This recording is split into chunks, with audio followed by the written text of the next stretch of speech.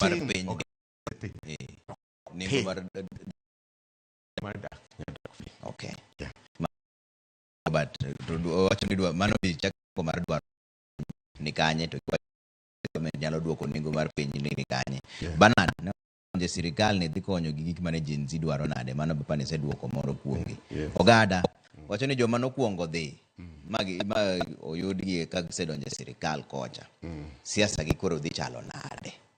In fact, no, I okay.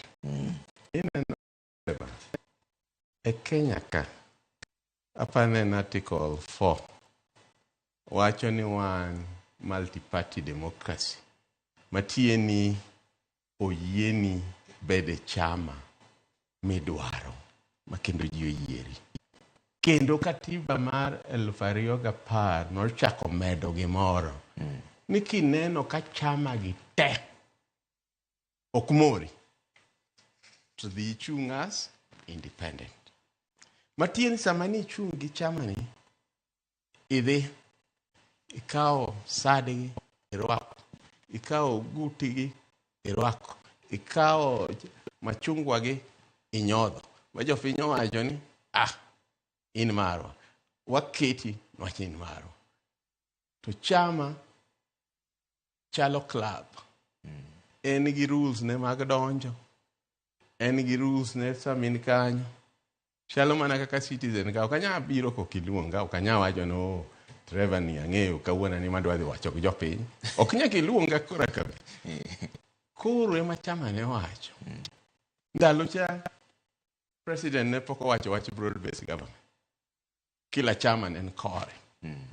To katiba bende nyiso ni ng'ato ka oneno no kowinjire gi chama ne bo pledge loyalty to chama moro, to mano nyiso no weyo chama.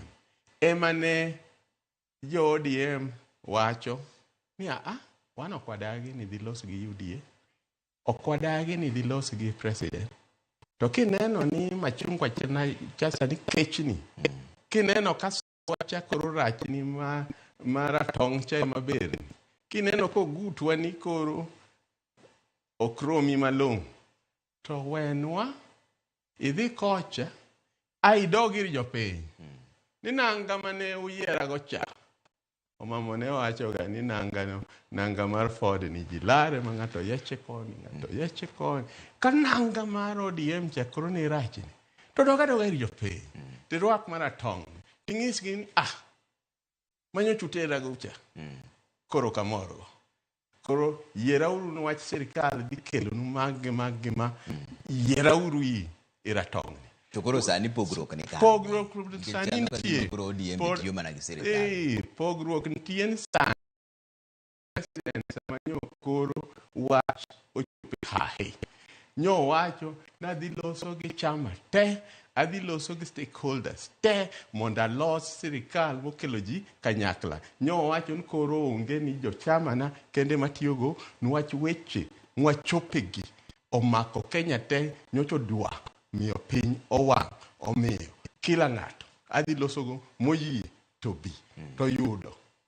Ka ODM gi jatende bende wacho ni piny duong' sani koro wayie mondo wati kanyakla wakony piny. Nwach piny ni duong' moingo ODM, duong' moingo UDA, duong' moingo Jubilee, duong' moingo. Koro pogruok sani ni telo mar ODM. Pogruok ni ODM.